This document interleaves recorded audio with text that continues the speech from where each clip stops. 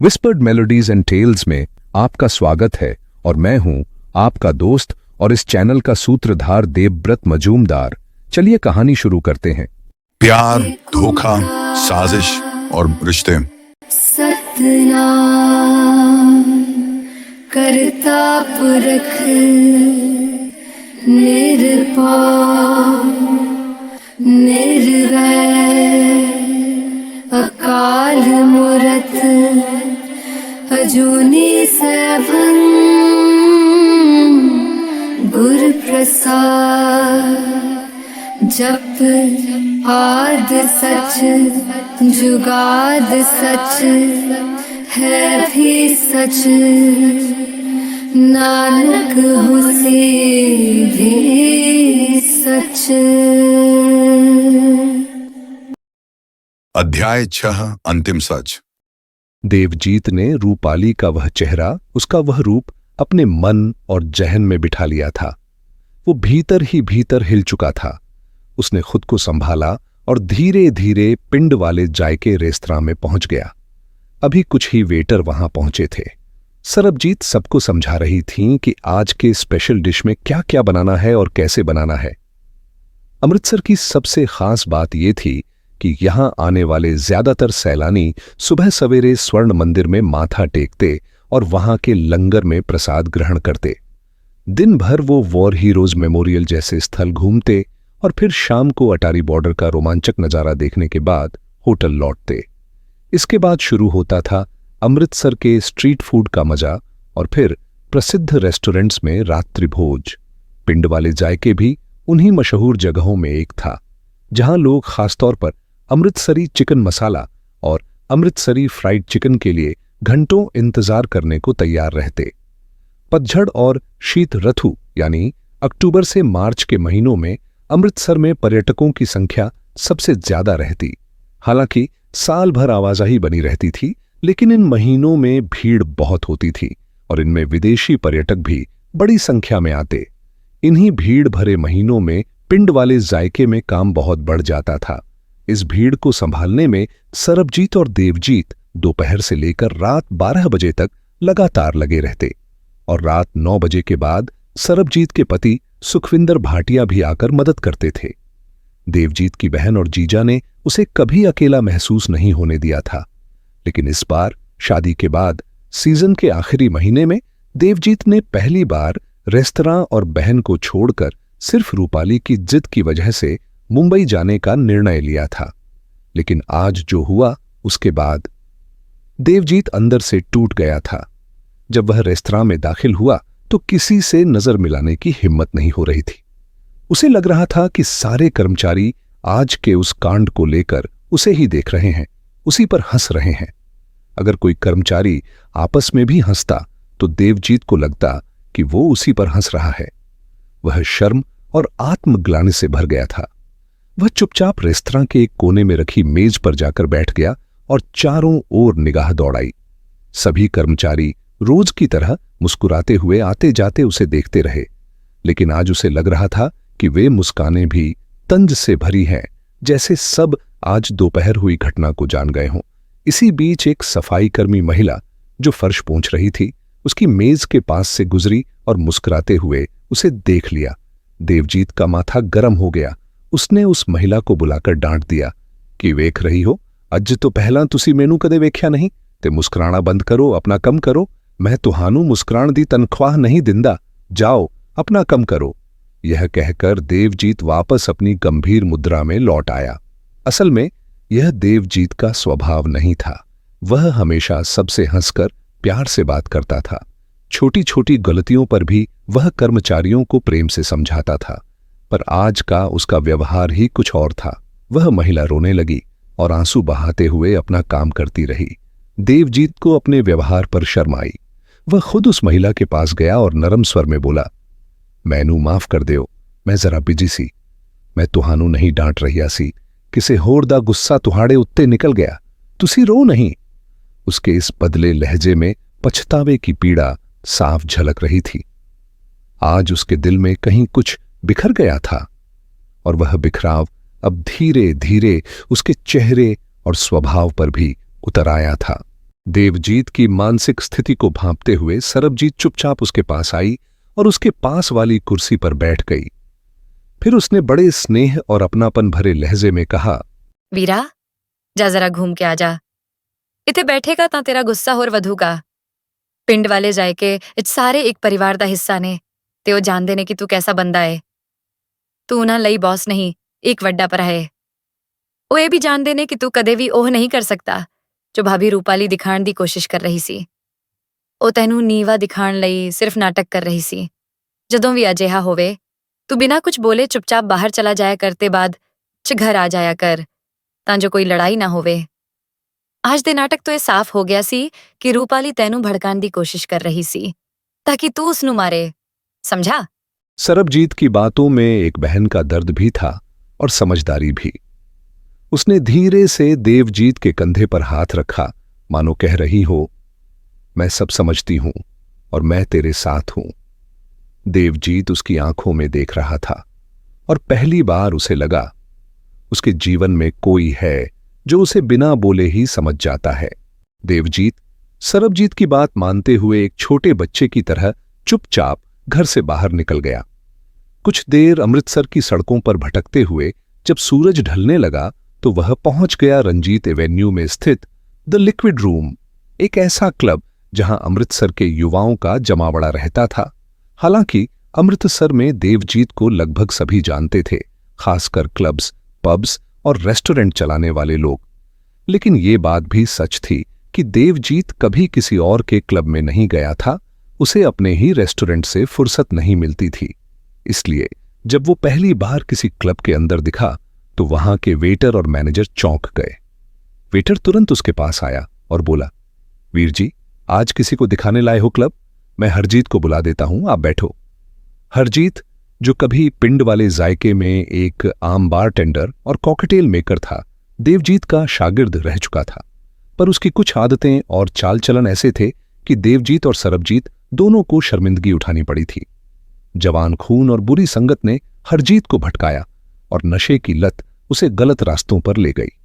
फिर भी हरजीत जो भी था, आज जो कुछ था, वो सब देवजीत की बदौलत था। द लिक्विड रूम, क्लब की जमीन, लाइसेंस और निवेश, सब कुछ देवजीत ने दिया था।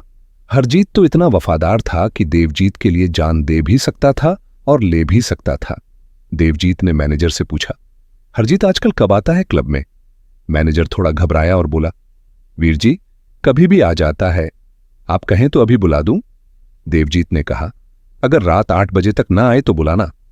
वो क्लब के एक कोने वाली टेबल पर बैठ गया जहां से पूरा क्लब नजर आता था। वेटर बिना पूछे एक बोतल गोल्ड लेबल और गिलास ले आया। देवजीत ने देखा कि क्लब में कई विदेशी पर्यटक आ चुके थे रात्रि की मस्ती के लिए। दिलचस्प बात यह थी कि वहां वह अकेला सिख था, बाकी सब अलग अलग धर्मों और जातियों के युवा थे। कुछ देर बाद देवजीत की नजर क्लब के ऊपरी हिस्से में बैठे एक युवक पर पड़ी। वो अकेला था और मोबाइल पर बात कर रहा था। देवजीत को वह लड़का अमृतसर का नहीं लगा। वो शराब के साथ सिगरेट भी पी रहा था, जो कि आमतौर पर पंजाबी खुले में नहीं पीते। उसे कुछ अजीब लगा। उसने वेटर को बुलाया और पूछा, काली शर्ट वाला जो लड़का है वो कब से यहां बैठा है? वेटर ने बताया, क्लब खुलते ही आ गया था। वीर जी, ये अमृतसर घूमने आया है, उसका वेटर आज दिनू है। फिर वेटर थोड़ी देर सोचते हुए बोला, मैं दिनू को भेजता हूं, वो आपको विस्तार से बताएगा। कुछ ही देर में दिनू आया और बोला, वीर जी, वो लड़का मध्य प्रदेश से आया है, नाम शायद विजय है। मैं समझ गया कि वो ब्राह्मण है। जब वॉशरूम गया था तब उसने अपना जनेऊ कान में लपेटा था। इतना पी गया है पर लगता नहीं कि उसके पास उतना पैसा भी होगा। आपके लिए कुछ लाऊं? देवजीत ने सिर हिलाते हुए कहा, नहीं, अगर वो कुछ पूछे तो मुझे बताना। अब देवजीत का दिमाग चलने लगा था। उसने तुरंत दलजीत को भी क्लब में बुलाया और उस अनजान लड़के और घर पर हुई घटना की पूरी जानकारी दी। दलजीत ने कहा, वीरा, चल हरजीत को बुलाते हैं। हरजीत थोड़ी ही देर में आ गया, लेकिन इस बार वह पाउडर के नशे में था। देवजीत के कई सवालों का वो ढंग से जवाब नहीं दे सका।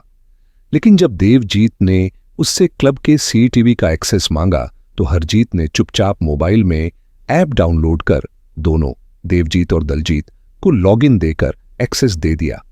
अब वे कहीं से भी क्लब की सारी गतिविधियां देख सकते थे, सुन सकते थे और रिकॉर्ड भी कर सकते थे। चलते चलते देवजीत ने एक और बोतल गोल्ड लेबल ली। जब पैसे देने लगा तो हरजीत ने उसका हाथ पकड़ लिया और कहा, वीर जी, मुझे चाहे जूते मारो लेकिन पैसे मत दो, ये आपका क्लब है। देवजीत ने मुस्कुराकर उसे गले लगाया और चुपचाप पैसे उसकी जेब में डालते हुए कहा, लड़कों को मेरी तरफ से मिठाई खिला देना। और दोनों क्लब से बाहर निकल गए। के स्टूडियो पहुंचकर उन्होंने उसी CTV ऐप को कंप्यूटर पर लॉगिन किया और अब क्लब में डांस फ्लोर पर विदेशी पर्यटक मस्ती में थिरकने लगे थे। लेकिन देवजीत की निगाहें अब भी उस अजनबी लड़के पर थीं, क्योंकि कुछ था उस लड़के में जो सामान्य नहीं था। देवजीत और दलजीत दोनों द लिक्विड क्लब के CCTV फुटेज को ध्यान से देख रहे थे। स्क्रीन पर दिखा कि विजय नाम का वह युवक अपनी सीट से उठा और काउंटर पर जाकर बैठ गया। वेटर ने उसका ड्रिंक वहीं काउंटर पर रख दिया। विजय ने बारटेंडर से कोई सवाल किया। बारटेंडर मुस्कुराया और उसे कुछ समझाने लगा। फिर विजय ने एक और सवाल किया।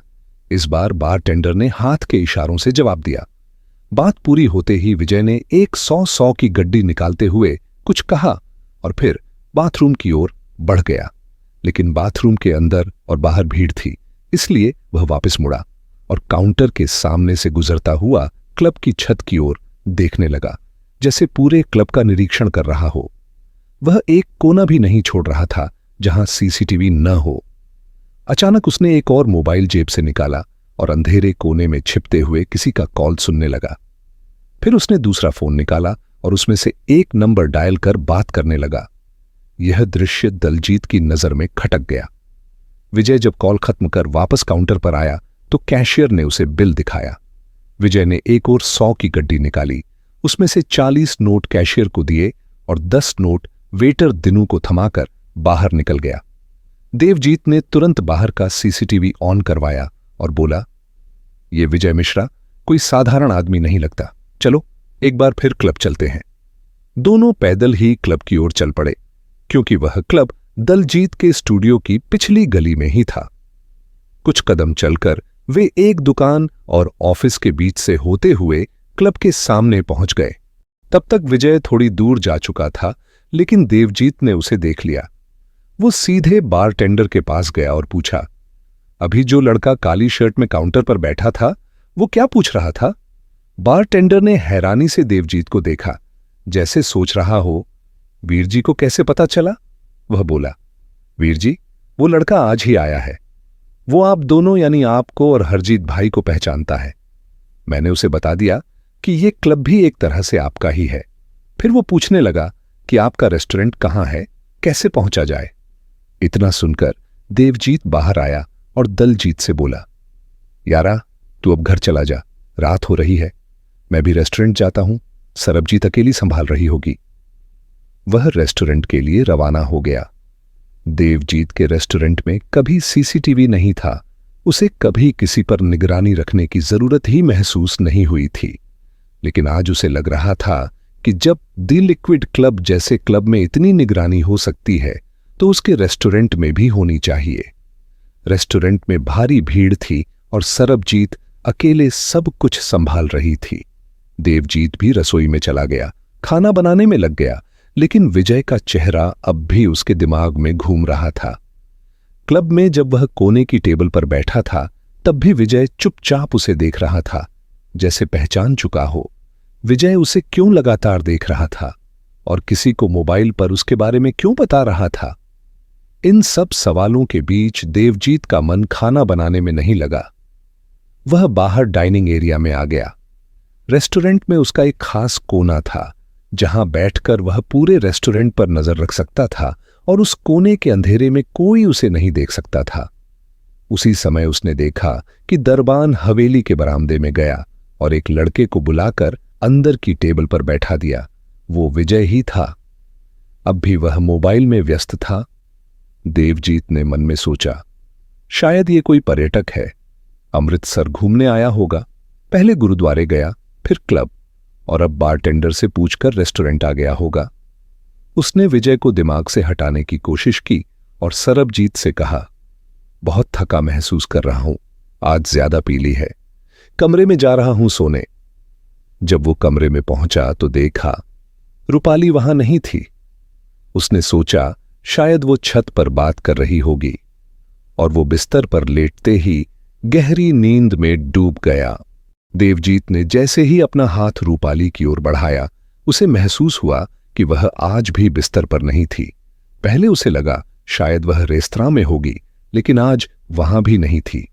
पूरी हवेली छान मारी, रूपाली कहीं नहीं मिली। वेरंडा की ओर गया तो दरवाजा खुला था। रात का 1 बज रहा था।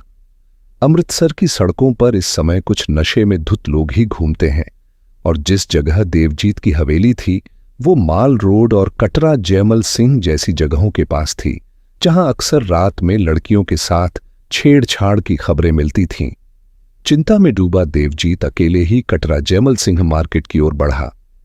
कुछ दूर जाने के बाद उसे एक लड़की नजर आई। खुले बाल, साटन की छोटी सी नाइटी मुश्किल से शरीर को ढंक पा रही थी और वह एक दुकान की सीढ़ियों पर बैठकर सिसक रही थी। पास जाकर देखा तो वह रूपाली थी। वह जैसे पागल हो गई थी, बाल नोचती, फफकती, बड़बड़ाती। मैं पागल हूं, कोई मुझसे प्यार नहीं करता, बचपन से पागल हूं, मुझे मारने यहां लाया गया है, तू मुझे मार डाल, गला दबा दे मेरा। देवजीत ने शॉल उसके ऊपर डाल दी, धीरे से संभाला और वापस हवेली लाया। कमरे में पहुंचते ही वह बिस्तर पर गिर पड़ी और बेहोश हो गई। सुबह सब सामान्य लगने लगा, पर अब देवजीत ने तय कर लिया था कि रूपाली से किसी भी बात पर सवाल नहीं करेगा, कहीं उसकी मानसिक हालत और बिगड़ न जाए। लेकिन उसकी यह उम्मीद जल्द ही टूट गई। दोपहर में रूपाली ने जोर जोर से अपना सिर दीवार पर मारना शुरू कर दिया। देवजीत घबरा गया, समझ ही नहीं पाया क्या हुआ। वो तो चुप ही था आज। रूपाली चिल्लाई, तू मुझसे प्यार नहीं करता, तूने मुझसे सिर्फ शरीर की भूख मिटाने के लिए शादी की, बोल सच्चाई क्या है? और फिर वही फांसी लगाने की नाटकबाजी, बार बार आत्महत्या की धमकी, यह रोज का सिलसिला बन गया। दोपहर में पागलपन, रात में गायब हो जाना, कभी छत से कूदने की कोशिश, कभी चाकू से नस काटने का प्रयास। और इसी सब से तंग आकर देवजीत अब देर रात ही घर आता। 1 मार्च की सुबह थी। कुछ असामान्य हुआ। रूपाली सुबह 5 बजे उठ गई और तैयार होने लगी। देवजीत भी 5:30 पर जाग गया और दिनचर्या में लग गया। सरबजीत 6:30 पर नाश्ता बनाकर लाई, आलू के पराठे। देवजीत ने रूपाली को आवाज दी, आ जाओ, नाश्ता कर लो। रूपाली बोली, तू खा ले, मैं तैयार होकर खा लूंगी। 1 तारीख को देवजीत तनख्वाह और बिलों के सारे चेक साइन करता था। सरबजीत सब ले गई और गुरनाम को स्कूल छोड़ने निकल पड़ी। जाते जाते बोली, वीर जी जरा धैर्य रखना, हाथ मत उठाना, वो उकसाए तो भी चुप रहना। और गुरनाम ने मुंबई से लाने की लंबी लिस्ट सुना दी। सुबह 7:30 पर रूपाली अभी तक तैयार नहीं हुई थी। देवजीत ने बाहर से कहा, ट्रेन 8:50 की है, मुझे स्टेशन पर दौड़ लगाना पसंद नहीं है। रूपाली आखिरकार 8:15 पर नीचे आई। नाश्ता नहीं किया और बोली भी नहीं कि पैक कर दो। सरबजीत उन्हें स्टेशन 8:40 पर छोड़ गई। अब सचमुच दौड़ना पड़ा। ट्रेन प्लेटफॉर्म नंबर 4 से थी। लगेज कुल्ली ले जा चुका था। देवजीत और रूपाली तेजी से आगे बढ़े। तभी किसी ने रूपाली का पर्स छीन लिया और भाग गया। देवजीत ने रूपाली को कहा, डब्बे में चढ़ जाओ, और खुद चोर के पीछे भागा। सौभाग्य से एक आदमी ने चोर को पकड़ लिया। वो विजय था, वही लड़का जो अमृतसर घूमने आया था। उसने पर्स लौटा दिया और बोला, आप चाहिए, आपकी बीवी अकेली है, मैं इस चोर को देख लूंगा। देवजीत दौड़कर फर्स्ट क्लास के खूपे में चढ़ गया। जैसे ही अंदर पहुंचा, रूपाली शांत बैठी थी। ओ, आप पर्स ले आए? रूपाली बोली, जैसे कुछ हुआ ही ना हो। चेहरे पर न मुस्कान न डर, मानो कोई फिल्म का सीन चल रहा हो। चलो नाश्ता कर लेते हैं, देवजीत ने कहा। मुझे आलू पराठा नहीं चाहिए, चिप्स, ब्रेड ऑमलेट चलेगा। रूपाली बोली। देवजीत बाहर निकला तो विजय फिर दिखा। धन्यवाद, उसने विजय से कहा। विजय ने बताया वह भोपाल उतरेगा और दोनों ने पहचान को लेकर कुछ बातें की। देवजीत को अंदाजा नहीं था ये सारी घटनाएं, रूपाली की पागलपन की हरकतें, यह सब एक बड़ी साजिश का हिस्सा हैं। मुंबई और इंदौर का सफर देवजीत के लिए सुखद रहा। उन 14 दिनों में रूपाली ने पागलपन जैसा कोई व्यवहार नहीं दिखाया। इंदौर यात्रा से कम यह फायदा हुआ कि देवजीत को रूपाली के परिवार के बारे में काफी कुछ जानने को मिला। कुछ घटनाएं और बातें उसके जहन में दर्ज तो हो गईं, मगर उसने उन्हें उस समय ज्यादा गंभीरता से नहीं लिया, न ही रूपाली से उन बातों का कोई जिक्र किया, यह सोचकर कि कहीं फिर से उसे कोई दौरा न आ जाए। मुंबई जाने से पहले के कुछ दिनों में जो रूपाली का मानसिक हाल देखा था, उसके बाद देवजीत को लगा कि शायद अब वह सब बीत चुका है। अमृतसर लौटे वे रात को और हवेली पहुंचते ही दोनों सोने चले गए, लेकिन देवजीत को यह अंदाजा नहीं था कि रूपाली का पागलपन फिर लौट आएगा। आधी रात को जब देवजीत जागा तो पाया कि रूपाली बिस्तर पर नहीं थी। वह घबरा गया, पूरी हवेली छान मारी, लेकिन वह कहीं नहीं मिली।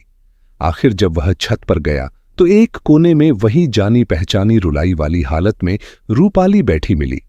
देवजीत ने उसे समझाकर कमरे में लाया और वह बिस्तर पर लेटते ही नींद में चली गई। अब देवजीत की जिंदगी एक ढर्रे पर आ गई थी। सुबह दफ्तर जाना, दोपहर में रूपाली का फोन आना कि सब ठीक है या नहीं, खाना खाया या नहीं, और फिर शाम को लौटते ही रूपाली का हाई वोल्टेज ड्रामा शुरू होना। यह सिलसिला रात के किसी मानसिक दौरे के साथ खत्म होता था। ऐसे ही कुछ दिन और निकल गए और मई का महीना आ गया। दोनों की शादी को अब 3 महीने हो चुके थे। एक दिन रूपाली ने बताया कि शायद वह गर्भवती है और घर पर ही जांच के लिए किट मंगवाई। टेस्ट पॉजिटिव निकला। घर में खुशी की लहर दौड़ गई, लेकिन उसी शाम जब देवजीत घर लौटा तो रूपाली ने कहा कि वह यह बच्चा नहीं चाहती और गर्भपात करवाना चाहती है। देवजीत ने यह बात मानने से इनकार कर दिया और कहा कि यह बच्चा अब इस दुनिया में आना चाहिए। कुछ दिन और बीते। इन दिनों रूपाली अपेक्षाकृत सामान्य रही और देवजीत भी अब उसकी कॉल रिकॉर्डिंग्स नहीं सुनता था। वह ऑफिस से लौटता, रूपाली के साथ समय बिताता, फिर अपने रेस्टोरेंट के काम में लग जाता। पर शायद यही खुशी रूपाली को सहन नहीं हुई। एक रात फिर वही दृश्य दोहराया गया। रूपाली बालकनी में बैठी जोर जोर से रो रही थी। इस बार वह मच्छरों से बुरी तरह कट चुकी थी, पर फिर भी वहीं बैठी रही। देवजीत ने जबरदस्ती उसे भीतर लाया और पूछा, तुम ऐसा क्यों करती हो? तब रूपाली ने कहा, इस हवेली में भूत है। किसी आदमी की आत्मा है जो मेरे शरीर को छूती है। एक छोटी लड़की और उसकी माँ की आत्मा भी है। वह लड़की मेरे पास ही रहती है और उसकी माँ की आत्मा मेरे अंदर घुस जाती है। इसीलिए मैं ऐसी हरकतें करती हूँ और बाद में मुझे कुछ याद नहीं रहता कि मैंने क्या किया। वह सब मैं नहीं करती, वो आत्मा करती है। मुझे डर है वो मुझे मार डालेगी। देवजीत ने बहुत समझाने की कोशिश की, पर रूपाली आत्माओं की ही बातें करती रही और बात करते करते सो गई। देवजीत को उस रात नींद नहीं आई। वह उसे थामे लेटा रहा और सोचता रहा। बचपन से वह इसी हवेली में रहा था। उसकी बहनें, माता पिता सब यहीं थे। कभी किसी को किसी भूत प्रेत का अनुभव नहीं हुआ। वह तो बचपन में अक्सर आधी रात को पूरे घर में अकेले घूमता था, सिर्फ यह देखने कि सब दरवाजे ठीक से बंद हैं या नहीं। गुरुद्वारा भी पास ही था, जिससे हवेली में एक सकारात्मक ऊर्जा बनी रहती थी। और सबसे बड़ी बात, इस हवेली में कभी कोई ऊंची आवाज में नहीं बोला। यहां तक कि माता पिता के बीच भी मतभेद होने पर चुप्पी साध ली जाती थी और थोड़ी देर बाद सब ठीक हो जाता। देवजीत ने अपने माता पिता के रिश्ते से जो सीखा था, वही उसने अपनी पत्नी से भी उम्मीद की थी कि वह उसकी नजरों और व्यवहार से उसके प्रेम को समझेगी। लेकिन रूपाली को जब तक दिन में 3 बार आई लव यू न कहा जाए, तब तक उसे लगता था कि प्यार नहीं हो रहा, जबकि देवजीत को लगता था कि प्यार शब्दों से ज्यादा नजरों और व्यवहार से महसूस कराया जाता है। सुबह होते होते रूपाली को तेज बुखार चढ़ गया और वह ठंड में कांपने लगी। देवजीत को समझ आ गया कि उसे मलेरिया हो गया है। उस छत पर बैठने का यही इनाम मिला। वह बिना देर किए उसे अस्पताल ले गया। रूपाली को भर्ती करना पड़ा। टेस्ट में मलेरिया पॉजिटिव आया और गर्भावस्था को देखते हुए उसे आईसीयू में शिफ्ट किया गया। 3 दिन आईसीयू में रखने के बाद छठे दिन डिस्चार्ज दिया गया। इस दौरान रूपाली के पिता ने एक बार फोन किया, वह भी सिर्फ सूचना पाने के लिए, और देवजीत का हौसला बढ़ाने की बजाय उसे डांट दिया। बोले, अगर मेरी बेटी को कुछ हुआ तो मैं पुलिस में तेरी शिकायत कर दूंगा। मैं अपनी बेटी को यहां से ले जाऊंगा। तुम लोग मार डालोगे मेरी बेटी को। पर देवजीत ने कुछ नहीं कहा। वह उस समय सिर्फ रूपाली और उसके गर्भ में पल रहे बच्चे की सलामती चाहता था। घर लौटने के बाद रूपाली ने कहा, मुझे कुछ दिनों के लिए इंदौर छोड़ दो, वहां मां मेरा ध्यान रखेगी, यहां तो मैं मर ही जाऊंगी। देवजीत ने इस बात को गंभीरता से लिया। वैसे भी रूपाली के कारण घर का सदस्य परेशान था और रूपाली भी किसी से ढंग से पेश नहीं आती थी कि कोई उसकी मदद के लिए आगे आए। उसी दिन की फ्लाइट से देवजीत रूपाली को इंदौर छोड़ आया और खुद उसी दिन अमृतसर लौट गया। हालांकि देवजीत रूपाली के पिता की बातों को भुला नहीं पा रहा था। वो अपमान जैसे उसकी आत्मा पर चिपक गया था। अमृतसर लौटकर कुछ दिनों बाद जीवन फिर से सामान्य होता लगा। दिन बीतने लगे। अब रूपाली को इंदौर गए 5 महीने हो गए थे। एक दिन शाम को रूपाली की मां का फोन आया, रूपाली ने एक बेटी को जन्म दिया है। देवजीत ये सुनते ही खुशी से झूम उठा। पूरे ऑफिस में मिठाइयां बांटी और पहली ही फ्लाइट से इंदौर पहुंच गया। ससुराल में रुककर सीधा अस्पताल गया। वहां रूपाली कैबिन में सो रही थी। देवजीत ने अस्पताल की सभी फॉर्मेलिटी पूरी की और जब बिल भरने गया तो उसे पता चला कि रूपाली 2 दिन पहले से ही अस्पताल में भर्ती थी। उसने 4,35,000 रुपये का बिल भर दिया। लेकिन इस दौरान रूपाली के पिता न तो अस्पताल आए, न ही देवजीत से कुछ पूछा। उनका रवैया ऐसा था मानो वे बस रूपाली के घर से निकलने का इंतजार कर रहे हों। बच्ची को लेकर अमृतसर जाना संभव नहीं था, इसलिए देवजीत ने रूपाली और बेटी को 3 महीने के लिए इंदौर में ही छोड़ दिया और खुद अमृतसर लौट आया। 3 महीने बाद देवजीत एक बार फिर इंदौर गया। इस बार उसका इरादा था रूपाली और अपनी बेटी को अमृतसर वापस लाने का। उसने जरूरी तैयारियां शुरू कर दी। लेकिन इसी बीच एक रात उसके ससुर जी ने उसे अकेले में बुलाकर कहा, बेटा, मेरी वर्कशॉप ठीक से नहीं चल रही है। पिछले 2 महीनों से कोई काम धंधा नहीं है। ऊपर से रूपाली भी यहीं थी तो खर्चा भी बढ़ गया है। इसलिए अगर तुम मुझे 1 लाख रुपये दे सको तो घर का कुछ काम चल जाए। तुम तो हमारे बड़े बेटे जैसे हो। तुमसे नहीं मांगूंगा तो और किससे मांगूंगा। देवजीत को यह सुनकर अजीब सा महसूस हुआ। उसे लगा शायद उसके ससुर ने यह जानबूझकर कहा कि तुम्हारी बीवी भी तो यहीं रह रही है, यानी परोक्ष रूप से शायद रूपाली के वहां रहने का खर्च मांग रहे हों। उसे यह बात ठीक नहीं लगी। पति पत्नी का रिश्ता अगर लेन देन में तब्दील हो जाए तो आत्मीयता में दरार आ ही जाती है। हालांकि बात छोटी थी, लेकिन बात के पीछे की मंशा ने उसे खटक दिया। इसके बावजूद देवजीत ने अगली ही सुबह बिना किसी जवाब तकरार के 1 लाख रुपये अपने ससुर के बैंक अकाउंट में ट्रांसफर कर दिए और उसी दिन की फ्लाइट से रूपाली और बेटी को अमृतसर ले आया। बच्ची को देखने के लिए रिश्तेदारों का तांता लग गया। हवेली एक बार फिर रौनक से भर गई। उसी दौरान सरबजीत, देवजीत की बहन, भी कुछ दिन के लिए हवेली में रुकने आईं। लेकिन यह बात रूपाली को खटकने लगी। सरबजीत अगर उससे कुछ कहती तो रूपाली बात का उल्टा ही मतलब निकालती। उसका व्यवहार चिड़चिड़ा हो गया था। एक शाम बरामदे में सभी रिश्तेदार और सरबजीत एक साथ बैठे थे। हंसी मजाक का माहौल था। जैसा अक्सर होता है जब घर की औरतें आपस में बैठती हैं तो हल्की फुल्की नोक-झोंक चलती रहती है। इसी दौरान रूपाली ने जरा शान के साथ कहा, मैं इतनी खूबसूरत थी कि मोहल्ले के सारे लड़के मेरे दीवाने थे। हमारे यहाँ एक केबल वाले भैया आते थे। उन्होंने तो मुझे आई लव यू भी कहा था और मेरी माँ से शादी की बात तक कर ली थी। इस पर एक चाची मुस्कुराकर बोली, फिर तो उसी केबल वाले से भागकर शादी कर लेनी थी।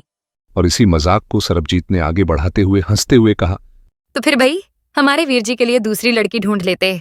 इस पर सभी हंसने लगे। लेकिन रूपाली को यह मजाक रास नहीं आया। वह सह नहीं सकी कि कोई उसके अतीत का जिक्र मजाक में करे। गुस्से से तमतमाई हुई वह सरबजीत की ओर तीखे स्वर में बोल उठी। मैं तेरी तरह नहीं हूं। तू क्यों नहीं भाग गई और अब यहां आकर मेरे पति के संसार में दखल दे रही है? उसके मुंह से निकले ये शब्द सुनकर पूरा बरामदा सन्नाटे में डूब गया। कोई कल्पना नहीं कर सकता था कि रूपाली इस हद तक आपा खो देगी। सबकी हंसी अचानक चुप्पी में बदल गई। रिश्तेदार धीरे धीरे उठकर अपने अपने घर चले गए और सरबजीत, जिसने कभी ऐसी प्रतिक्रिया की उम्मीद भी नहीं की थी, उस रात ही अपने घर लौट गई। इस घटना को कुछ दिन बीत चुके थे। अब देवजीत और रूपाली की शादी को 1 साल पूरा होने में सिर्फ 4 दिन बचे थे।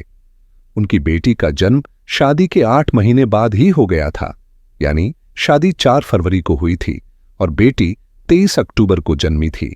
बेटी के जन्म के बाद उसका नामकरण भी इंदौर में ही कर दिया गया था, बिना देवजीत की मौजूदगी के। उसके ससुर ने खुद ही उसका नाम रख दिया था, लिवजोत। देवजीत से इस बारे में एक बार भी राय नहीं ली गई थी और यही बात उसे बहुत खल रही थी। जब उसने रूपाली से इस पर बात की तो रूपाली ने बड़ी सहजता से कह दिया, तो क्या हुआ अगर दादाजी ने नाम रख दिया? इसमें कौन सी बड़ी बात है? मगर देवजीत रूपाली को समझाना चाहता था कि चाहे कुछ भी हो, कम से कम उससे राय तो लेनी चाहिए थी। मगर रूपाली इस बात को मानने को तैयार नहीं थी कि कुछ गलत हुआ है। यहीं से देवजीत को महसूस होने लगा कि रूपाली की सोच के पीछे उसके दत्तक पिता की छाया है। वही उन्हें हमेशा दूसरों का अपमान करने की आदत, अपनी गलती न मानने की प्रवृत्ति और हर गलत बात को सही ठहराने की शिक्षा देते आए थे। समय बीतता गया। बेटी अब 1.5 साल की हो चुकी थी। एक रात रूपाली ने फिर बताया कि वो गर्भवती है, टेस्ट पॉजिटिव आया है। लेकिन इस बार वह जिद पर अड़ गई कि वह इतनी जल्दी दूसरा बच्चा नहीं चाहती। इस बार देवजीत भी चुपचाप मान गया और अंततः रूपाली का गर्भपात करवा दिया गया। बेटी के जन्म के बाद जीवन कुछ सामान्य हो चला था। देवजीत और रूपाली के बीच अब झगड़े नहीं होते थे। देवजीत ने भी बीती बातों को पीछे छोड़ दिया था, यहां तक कि वह यह भी भूल गया कि कभी उसने रूपाली के मोबाइल में कुछ ऐप्स डलवाए थे।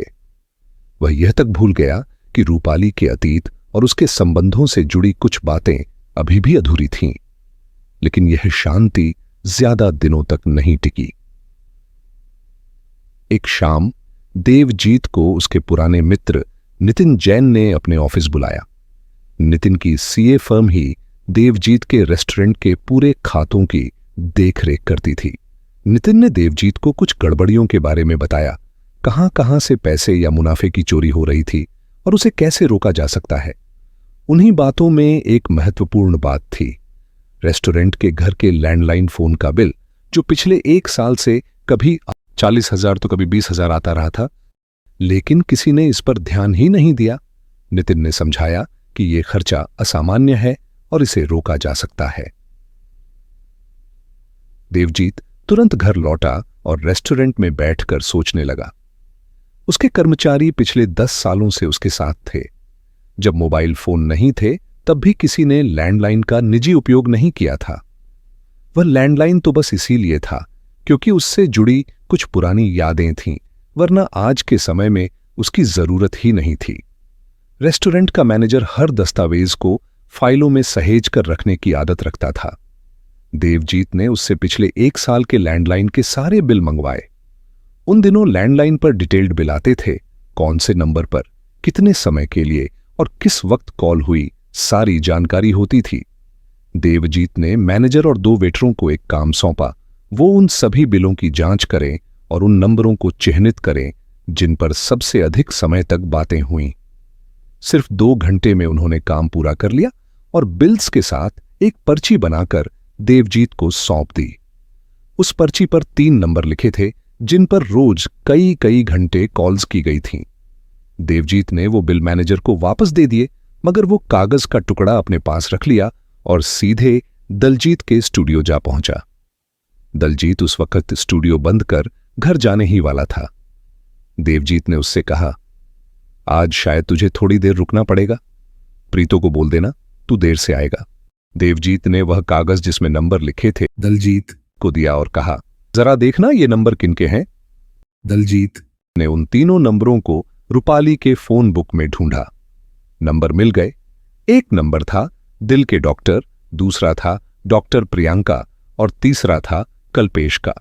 इनमें से सबसे ज्यादा बातचीत डॉ प्रियंका यानी कि डॉली डी सूझा की किसी संजय मिश्रा नाम के आदमी से हुई थी। दूसरा नंबर था दिल का डॉक्टर और सबसे कम बातचीत कल्पेश से थी। फिर भी सामान्य बातचीत समय से ज्यादा ही थी। अब देवजीत को यह पता चला कि वह नंबर जिससे रूपाली सीधे बात करती थी कोई और नहीं बल्कि उसी के घर का लैंडलाइन नंबर था। अब फिर से उसका शक यकीन में बदल गया कि रूपाली कुछ भूली नहीं थी। आज भी वह अपने अतीत के पन्नों को खोले बैठी थी और उनके किरदार आज भी जिंदा थे। शादी के 2.5 साल बाद भी कुछ नहीं बदला था। ये बातें देवजीत को इतना प्रभावित करने लगीं कि उसका मन अब किसी भी काम में नहीं लगता था। दिन भर वह यही सोचता रहता कि कैसे वह इन सब लोगों को ढूंढेगा और पता लगाएगा कि असली कहानी क्या थी। पर जब वह घर आता तो लिवजोत को देखकर सब कुछ भूल जाता। अमृतसर में एक पार्क था जहां वह लिवजोत और रूपाली को लेकर जाता और खूब मस्ती करता। लिवजोत के साथ खेलना, उसे डांस करते देखना सब कुछ भुला देता था। इसी तरह कुछ और दिन बीत गए। एक शाम जब देवजीत रेस्टोरेंट में काम कर रहा था, एक लड़का आया। उसने देवजीत से कहा कि वह दिल्ली के एक होटल में बारटेंडर था, पर उसकी मां की बीमारी की वजह से उसे काम छोड़कर अमृतसर वापस आना पड़ा। उसका नाम माइकल था। वह एक कन्वर्टेड क्रिश्चियन था। गरीबी के कारण उसने ईसाई धर्म अपना लिया था। अब उसे नौकरी की सख्त जरूरत थी और होटल या रेस्टोरेंट के अलावा उसे और कोई काम नहीं आता था। देवजीत को उस लड़के की मां की हालत सुनकर दया आ गई। कोई जगह न होते हुए भी उसने उसे रख लिया। सोचा कभी काम आएगा। सच्चा मन कभी गलत नहीं सोचता, हालात गलत करने पर मजबूर करते हैं। वह लड़का अब रेस्टोरेंट में छोटे मोटे काम कर दिया करता था। कभी फार्म जाना, कभी हवेली में बने स्टोर रूम से सामान निकालना, कभी घर का काम भी कर दिया करता। एक दिन देवजीत ने माइकल से कहा, जरा हवेली के छत पर बने स्टोर से सामान निकाल कर ले आओ, और उसने एक वेटर को साथ भेज दिया। छत पर जब माइकल पहुंचा तो उसने रूपाली को देखा और काम छोड़कर उससे बात करने लगा। कुछ ही देर में माइकल और रूपाली दोस्तों की तरह बातें करने लगे। जब वेटर ने कहा कि माइकल चल काम भी कर ले, तब तक माइकल रूपाली से उसका मोबाइल नंबर ले चुका था और अपना नंबर भी दे चुका था।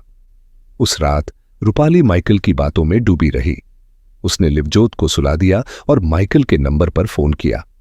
माइकल ने फोन उठाते ही समझ लिया कि यह रूपाली का नंबर है और बोला, हाय रूपा, क्या बात है, किस लिए फोन किया? रूपाली ने कहा, मैं बहुत अकेली हूं, क्या तुम कुछ देर के लिए ऊपर आ सकते हो? माइकल ने कहा, मैं काम खत्म करके आता हूं। कुछ देर बाद माइकल छत पर गया जहां रूपाली पहले से टहल रही थी। दोनों ने एक दूसरे के साथ खूब बातें की। रूपाली को ध्यान भी नहीं रहा कि लिवजोत अकेली है। कुछ देर बाद लिवजोत नींद से जाग गई। मां को पास न पाकर रोने लगी। वह घुटनों के बल रेंगती हुई कमरे के दरवाजे तक पहुंच गई और जोर जोर से रोने लगी। देवजीत को लगा कि कोई ऊपर रो रहा है। उसने यह सोचकर कि कहीं रूपाली फिर से पागलपन का नाटक तो नहीं शुरू कर दिया। कमरे के पास आकर देखा तो लिवजोत रो रही थी। उसने लिवजोत को गोद में उठाया और रूपाली को आवाज देने लगा। वह छत की ओर जाने ही वाला था कि तभी रूपाली नीचे आ गई और बोली, मैं कुछ देर के लिए टहलने छत पर चली गई थी। पर देवजीत ने उसकी कोई बात नहीं सुनी और उसे खूब डांटा। जब रूपाली रोने लगी तो बोला, लिवजोत को अकेले छोड़कर कहीं नहीं जाना। फिर वह रेस्टोरेंट चला गया। उसे यह ध्यान नहीं रहा कि माइकल भी उसके पीछे रेस्टोरेंट में आया था। उस रात के बाद माइकल रात को रूपाली से नहीं मिला, क्योंकि अब वह देवजीत के ऑफिस जाते ही हवेली आ जाता था और दोपहर 3 बजे तक रूपाली के साथ समय बिताता था। रूपाली और माइकल को रोकने टोकने के लिए घर पर कोई नहीं था। लिवजोत छोटी थी और अपने आप में ही खेलती रहती थी। उसे इस दुनिया से कोई लेना देना नहीं था। वह तो अपनी ही दुनिया में मग्न रहती थी। एक दिन देवजीत बिना रूपाली को बताए अचानक दोपहर में ही घर आ गया। घर के मुख्य द्वार से होते हुए वह ऊपर वाले हिस्से में गया जहां लोहे का एक गेट था। गेट अंदर से बंद था। देवजीत ने आवाज लगाई। करीब 5 मिनट बाद रूपाली वहां आई और गेट खोलते ही बिना कुछ पूछे खुद ही बोल पड़ी। लवजोत कहीं बाहर न चली जाए इसलिए ताला लगाया था। देवजीत ने कोई जवाब नहीं दिया। वह चुपचाप सीढ़ियों से ऊपर जाकर कमरे में दाखिल हुआ। कमरे में घुसते ही उसकी नजर बालकनी पर पड़ी। वहां माइकल खड़ा था। वह बालकनी की लाइट ठीक कर रहा था। देवजीत को देखते ही माइकल बोला, वीर जी, मैं वो लाइट ठीक करने आया था, वो चल नहीं रही थी ना। कहते हुए उसने बल्ब निकाला और होल्डर खोलने लगा। देवजीत ने उसे रोकते हुए कहा, जो काम नहीं आता उसे करने की कोशिश भी नहीं करनी चाहिए। डॉक्टर को इलाज मत सिखाओ। उसने माइकल के हाथ से बल्ब लिया और उसे फिर से होल्डर में लगाया। स्विच ऑन किया, बल्ब जल उठा। देवजीत ने एक लंबी संशय से भरी नजर माइकल पर डाली। माइकल थोड़ा झेंप गया लेकिन बोला, वो बल्ब जल नहीं रहा था तो भाभी जी ने बुलाया, मुझे लगा होल्डर खराब होगा।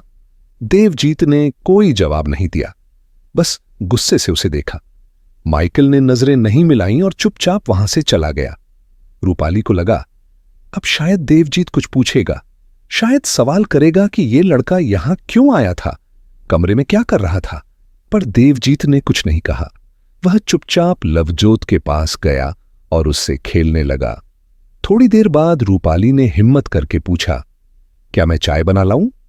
देवजीत ने इस पर भी कोई जवाब नहीं दिया।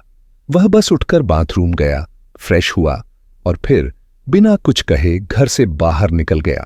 कुछ महीनों बाद एक दिन रूपाली ने फिर बताया कि वह दोबारा गर्भवती है। इस बार भी उसने गर्भपात की बात छेड़ी, लेकिन देवजीत ने साफ मना कर दिया। वह उसे अपने एक डॉक्टर दोस्त की पत्नी के पास ले गया, जो कि एक अनुभवी स्त्री रोग विशेषज्ञ गायनोकोलॉजिस्ट थी।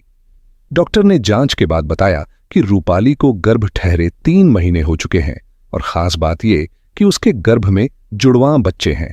डॉक्टर ने यह भी कहा कि अब गर्भपात नहीं किया जा सकता क्योंकि भ्रूण में जीवन आ चुका है। देवजीत को जैसे उम्मीद की एक नई किरण मिल गई।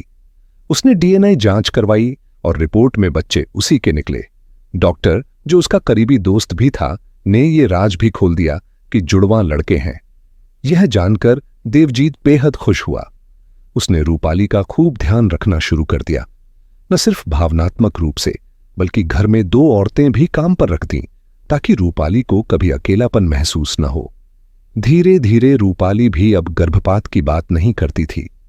पर 4 महीने बीतने के बाद भी रूपाली पहले की तरह दुबली पतली ही दिखती रही। उसमें एक गर्भवती स्त्री जैसी कोई शारीरिक बदलाव नहीं दिख रहा था।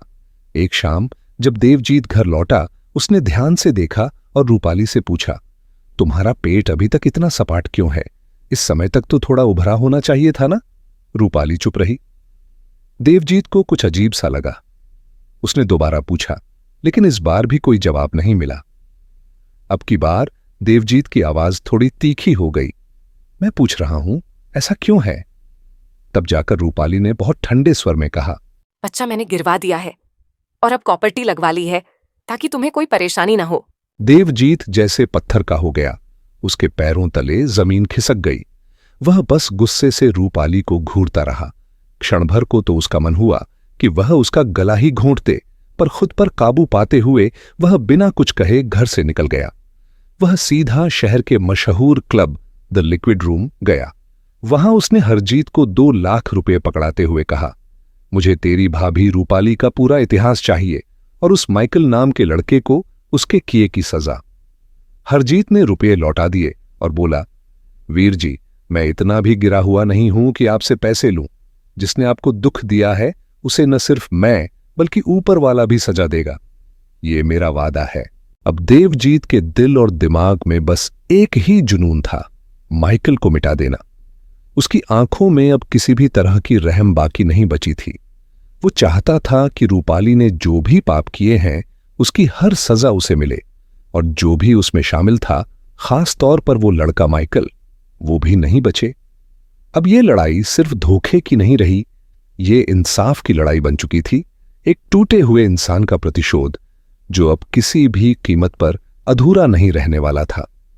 देवजीत ने अपनी नौकरी से इस्तीफा दे दिया और अपने रेस्टोरेंट का सारा जिम्मा सरबजीत को सौंपकर इंदौर चला गया। वहां पहुंचकर उसने दूध का व्यापार शुरू किया और साथ ही एक टेक्नोलॉजी फर्म की भी नींव रखी।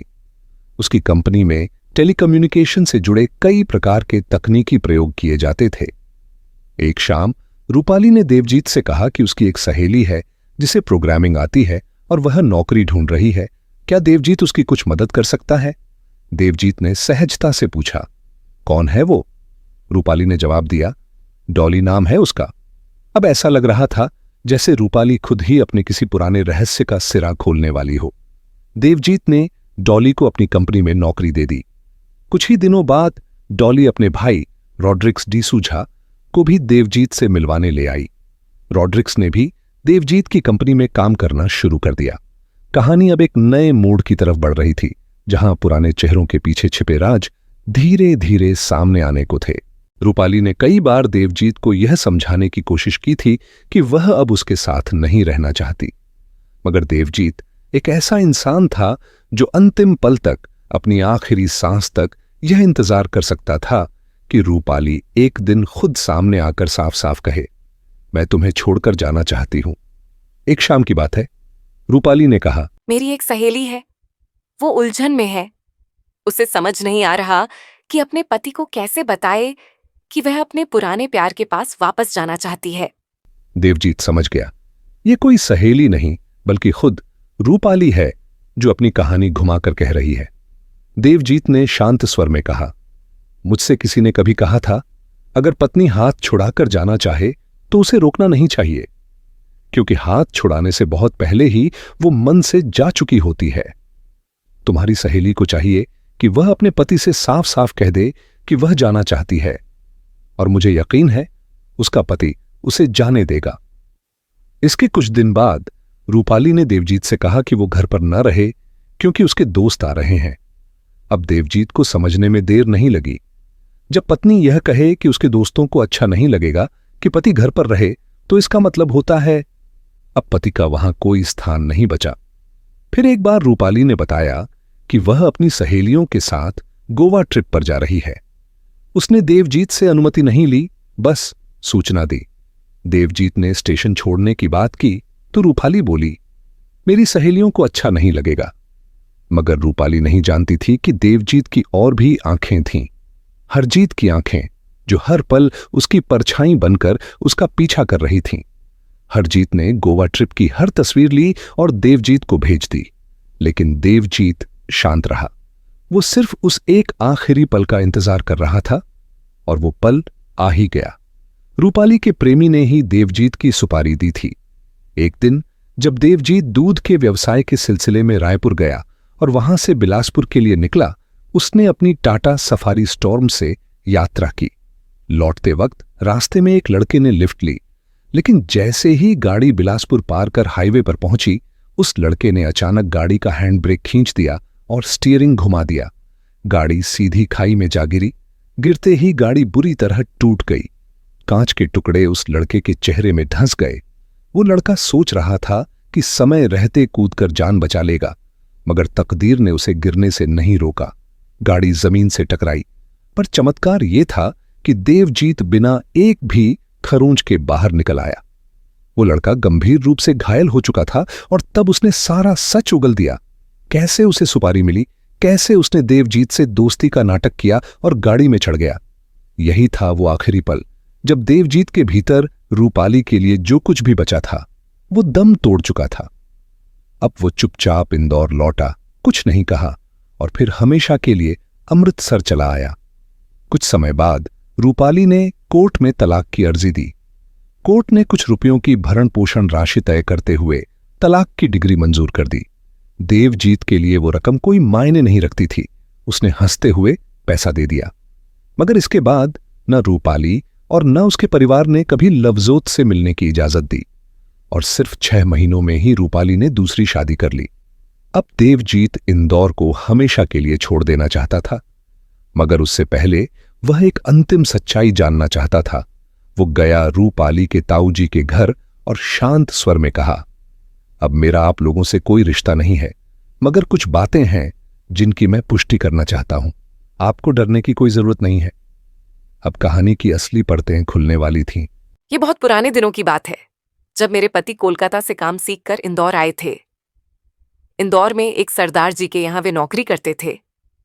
सरदार जी का कोई बेटा नहीं था और वे मेरे पति को ही अपना उत्तराधिकारी बनाना चाहते थे। लेकिन मेरे पति की कदकाठी सरदारों जैसी न होने के कारण वे सरदारों की पारंपरिक वेशभूषा नहीं धारण कर सके और बात वहीं रुक गई। इसी दौरान रंजीत और उसके 3 भाई भी मिदनापुर से कोलकाता आए। उन्होंने एक मुखर्जी साहब के कारखाने में लेथ मशीन पर काम शुरू किया। मुखर्जी साहब बहुत दयालु स्वभाव के व्यक्ति थे। रंजीत को इस बात की भनक लग गई। मुखर्जी साहब के बंगले के सर्वेंट क्वार्टर में रहना शुरू कर दिया। पर रंजीत एक औरतबाज आदमी था। जहां भी कोई सुंदर लड़की नजर आती, वह उसे बहलाने फुसलाने की कोशिश करता।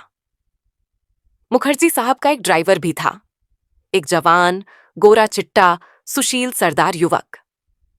मुखर्जी साहब की पत्नी ने अपने घरेलू काम में मदद के लिए एक बांग्लादेशी महिला और उसकी बेटी को भी सर्वेंट क्वार्टर में रखा था।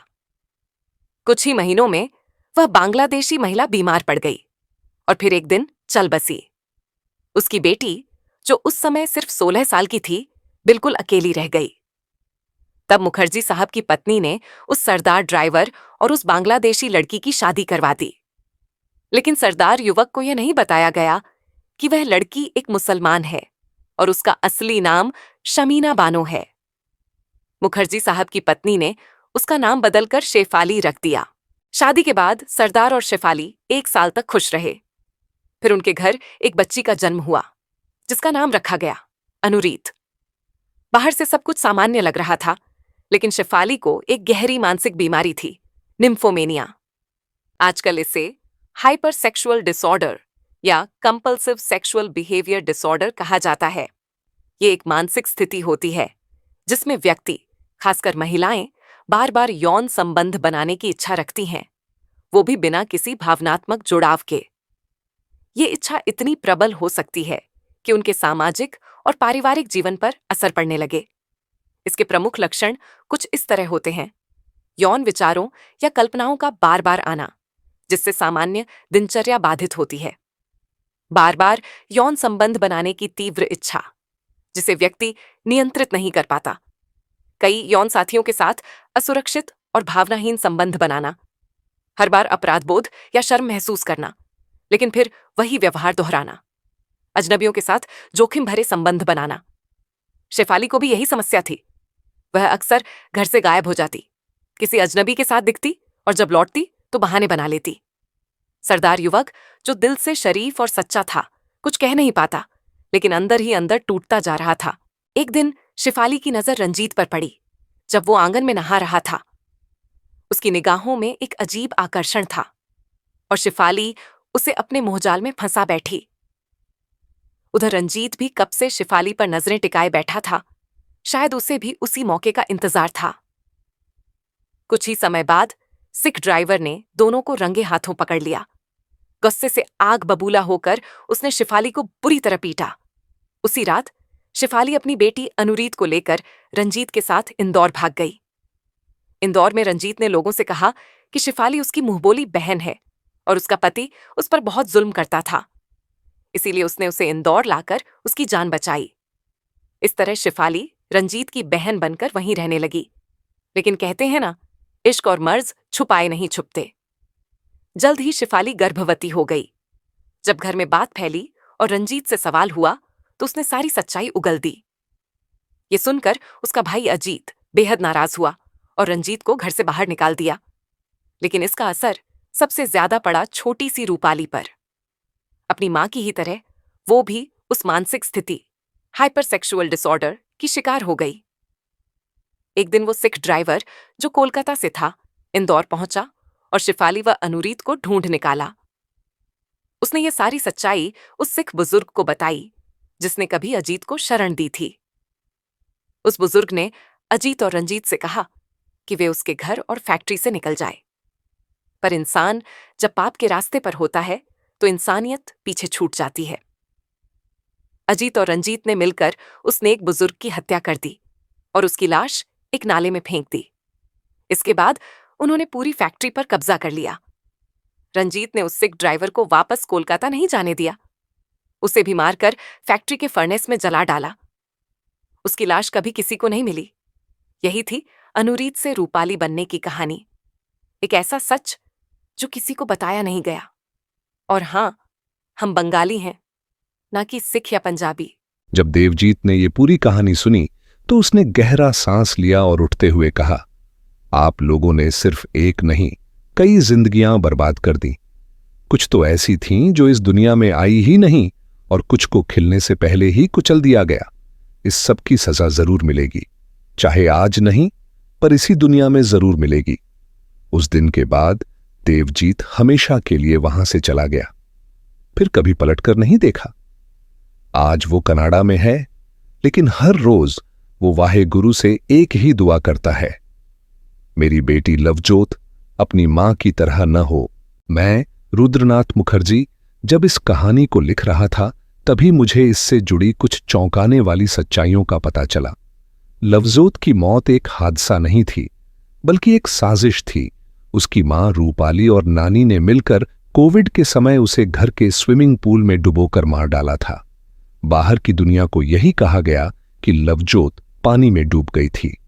इस कहानी को लिखते हुए मैंने जीवन के कुछ गहरे मूल्यों को समझा, और ये बात मैं स्वीकार करता हूं कि इस पूरी त्रासदी में देवजीत भी पूरी तरह निर्दोष नहीं था। जब देवजीत को रिश्ता आया था तब उसे समय लेकर सावधानी से सारी जानकारी जुटानी चाहिए थी, लेकिन उसने जल्दबाजी में शादी कर ली। जब उसे ये पता चला कि रूपाली आज भी अपने अतीत के प्यार को भुला नहीं पाई है, तो उसे वहीं रुककर सवाल करने चाहिए थे। उसे पूछना चाहिए था कि प्रियंका के बारे में झूठ क्यों बोला गया, संजय मिश्रा कौन था और ये पूरा खेल आखिर रचा ही क्यों गया। पर देवजीत ने कभी कुछ नहीं पूछा, वो चुपचाप सब सहता रहा। मैंने सिर्फ अपने उस दोस्त के लिए इन सवालों की तह तक जाने का निश्चय किया, और जो सच सामने आया वो रोंगटे खड़े कर देने वाला था। रूपाली का पहला प्यार विजय तिवारी था, वही लड़का जो एक रोज अमृतसर में देवजीत से मिला था। रूपाली ने जो कुछ भी किया उसी पुराने प्यार को पाने के लिए किया। लवजोत देवजीत की बेटी नहीं थी, वो विजय तिवारी की संतान थी, और इसी सच को छुपाने के लिए रूपाली ने देवजीत से शादी की थी। बच्ची के जन्म के बाद उसने धीरे धीरे पागलपन और आत्माओं के भ्रम का खेल खेला ताकि देवजीत खुद ही उसे तलाक दे दे। पर जब ऐसा नहीं हुआ तो रूपाली ने देवजीत की हत्या करवाने की साजिश रची। उसका उद्देश्य बस इतना था कि वो किसी तरह विजय तिवारी के साथ अपना रिश्ता कायम रख सके। इसीलिए उसने देवजीत पर दबाव डाला कि वह इंदौर चले, जहां विजय रहता था। रूपाली की मानसिक स्थिति इतनी बिगड़ चुकी थी कि वो रोड्रिग्स डिसूजा नामक व्यक्ति के साथ भी शारीरिक संबंध बना चुकी थी। उसी रोड्रिग्स की मदद से उसने फोन कॉल्स और संजय मिश्रा के नाम का झूठा नाटक रचा ताकि देवजीत को लगे कि उसकी पत्नी उसे धोखा दे रही है और वह उसे तलाक दे दे। लेकिन ये योजना भी असफल रही। पूरी कहानी के पीछे सिर्फ एक मकसद था, रूपाली और विजय तिवारी के प्यार को बचाए रखना। झूठ, धोखा, पागलपन और हत्या की परतों के नीचे बस एक रिश्ता था जो वह बचाना चाहती थी, उसका अधूरा प्यार विजय तिवारी के साथ।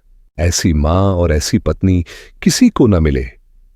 ये शब्द थे देवजीत के, जो आज भी मेरे कानों में गूंजते हैं।